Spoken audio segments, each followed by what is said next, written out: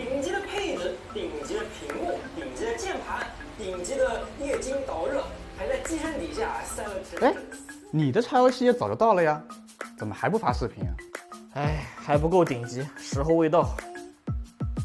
i9 加3080还不够顶级。再等等，再等等。2000 years later， 终于被我等到了 Alienware X17RE 的完全体。前段时间 Alienware 的官网推送了一版新的 BIOS， 查看补丁和增强功能会发现，它更新支持了独显直连技术。只要更新这款 BIOS， 开机按 F2 进入界面，在 Advanced 选项卡下把这一项改成 Disabled， 我们就能在 4K 120Hz 的配置版本上面开启独显直连了。Alienware X17RE 从现在开始正式发力。那么它的最强表现到底如何呢？看完本期视频，相信你能找到答案。我们先来感受一下配置啊，这台 X17搭载的是 i9-11980HK 处理器，8核心16线程，独显是 RTX 3080 16GB 165瓦功耗的满血版，内存是双通道 32GB DDR4 3200兆赫兹。硬盘方面，它采用了2根 PCIe 3.0速率的 PM9A1 组成 RAID 0，总容量为2TB。屏幕部分，它搭载了一块 17.3英寸 4K 分辨率120Hz 刷新率的 IPS 屏，标称色域为100% Adobe RGB。目前它的官网售价为46999元。除了这个配置，官网还有很多配置可以选，从最低配的 RTX 3060加 1080P 屏幕，到最高配的 RTX 3080 64GB 内存 4TB 固态 4K 120Hz 1080P 360Hz 任选。只要你的预算充足，想定制成什么样都是没有问题的。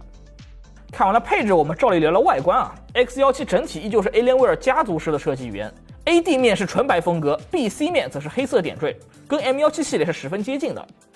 比较大的不同之处在于机身厚度 ，X17的机身厚度为20.6到21.7毫米，比 M 系列做薄了不少。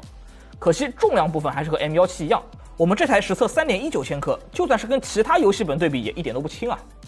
并且呢，附带的330瓦适配器块头也不小，1.5公斤。整机的便携性其实是稍差的。不过作为颜控，我觉得 Alienware 还是有很多地方做得不错的，比如说它的灯光系统。这台电脑的尾部、logo、电源键、键盘都加装了 Alien FX 灯效，甚至老外星人的触控板灯效也回归了。要说原地蹦迪呢， Alienware 也是当仁不让啊。翻开屏幕再仔细看看，上方是摄像头，屏幕是常规的16:9比例，下边框因为转轴的原因写的稍微有点宽，大约有2指。4K 120Hz 的屏幕，我们一会儿实测。继续看 C 面，电源键在右上角做成了光头的形状，上方和四周都有大面积的进风口，方向键为全高，但是并没有数字小键盘。键盘搭载了 Cherry 的机械轴，键程为 1.8毫米，触发力度稍大，回弹干脆利落，整体手感不错。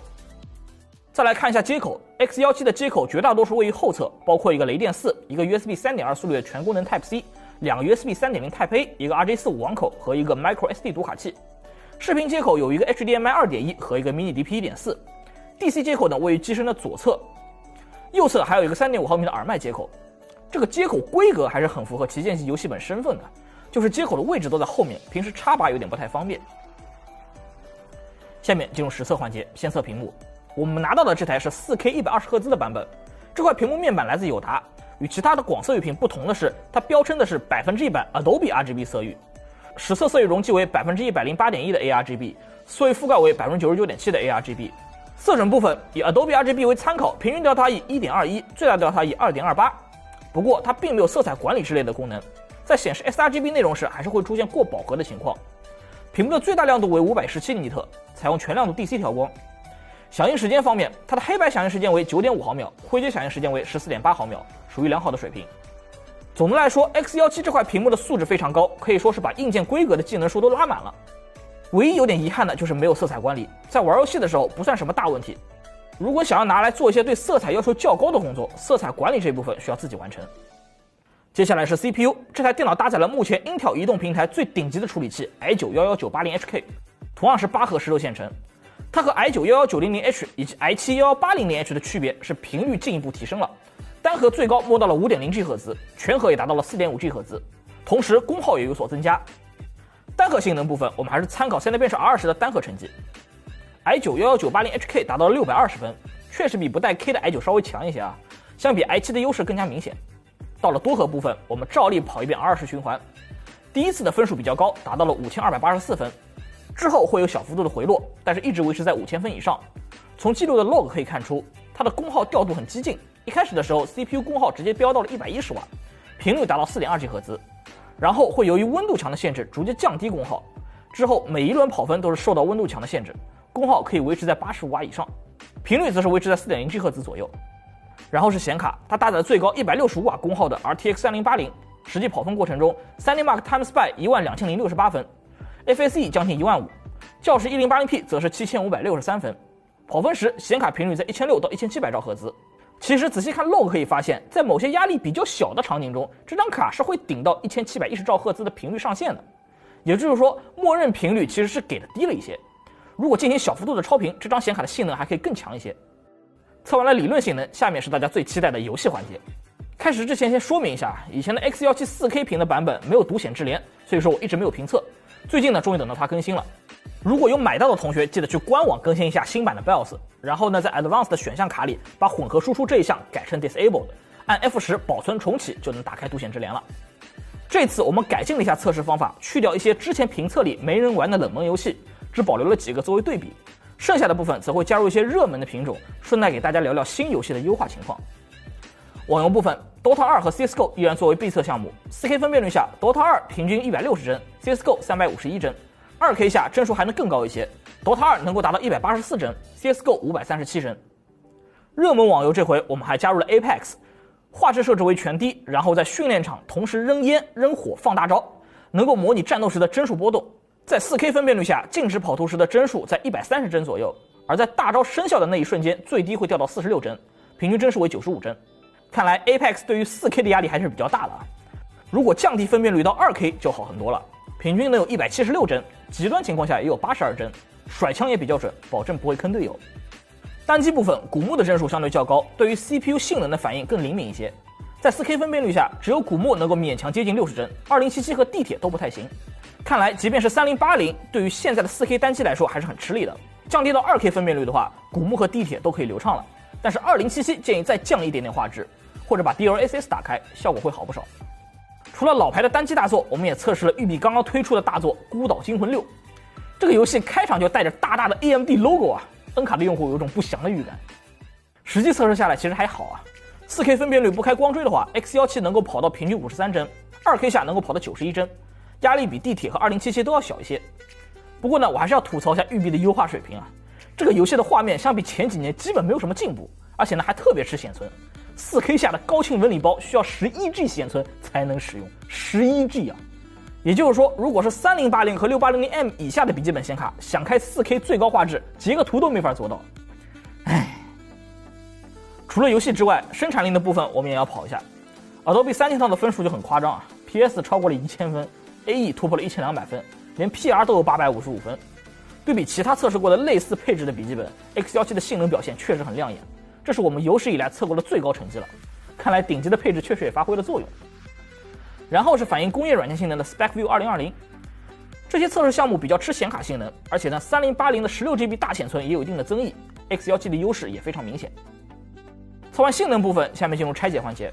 这台电脑的拆机比较复杂，首先拧下背面和出风口处的螺丝，拆的时候呢还要注意断开灯带排线。然后我们取下底壳，可以看到它仍然采用了 Alienware 祖传的倒装主板。但是相比去年的 M17 还是有很大升级的，最明显的就是中间的2个内存插槽了，之前都是汉斯的板载内存，现在终于能升级了。内存的跑分可以看图，目前单个 16GB 以上的内存都是4个 backgroup， 不会有性能下降的问题。固态硬盘有2根 1TB 的 PM9A1 组成 RAID 0，不过呢它是 PCIe 3.0/4的定制版，所以说速度没有大家想象的那么恐怖，也就是连续读取6000多，写入5000多啊，再附赠一个230G 的超大 SLC 缓存，没什么特别的。下方是87瓦时容量的电池，相比去年没什么升级，续航测试成绩也是一如既往的短啊，只有2小时14分钟，基本上只能用来亮个机，平时呢还是老老实实插电用吧。然后是散热，其实主板背面已经包含了一部分散热，上面这根小热管就是用来给显卡供电部分散热的。为了看到散热模组的全貌，还需要拧下其他螺丝，把整个主板翻过来，可以看出它是4热管4风扇的设计，热管比之前明显要粗1号。下方还增加了2个小风扇，它的4个风扇都是12伏1安的规格。不过呢，我觉得应该不会全部拉满，要不然也太暴力了。热管和 CPU 之间是一块 VC 均热板，中间填充了镓合金作为导热介质。这套散热看上去比之前升级了不少啊，在20毫米的游戏本里也算非常豪华的配置了。下面来看一下它的散热效果。室温25度，采用性能模式，关闭 AVX 512单烤 FPU，CPU 功耗维持在76瓦，99度，频率 3.6G 赫兹。单烤显卡 RTX 3080的功耗为165瓦，83.5度，频率1665兆赫兹。双烤 CPU 功耗30瓦，85度，频率2.3G 赫兹。显卡受到温度墙的限制，功耗152瓦，84.1度，频率1575兆赫兹。这台电脑的显卡温度墙设置的是84度，比其他游戏本上常见的87度要低一些。然后我们再开启风扇全速模式，这个时候 CPU 的功耗依旧是30瓦，温度下降到了80度，频率2.3G 赫兹。显卡不再受到温度墙影响，功耗165瓦，80.4度，频率1695兆赫兹。如果我们再把机身电起 ，CPU 的功耗会提升到45瓦，温度84度，显卡的功耗不变，温度呢稍微下降到了78.7度。再来看一下表面温度，性能模式下，键盘中央靠上的区域温度明显偏高，最高达到了49.4度 ，WASD 键也有42度，方向键41.6度。开启强冷之后，表面温度下降非常明显，基本都能2块4度左右。最后是噪音，性能模式下，它的满载人为分贝值为50.1分贝。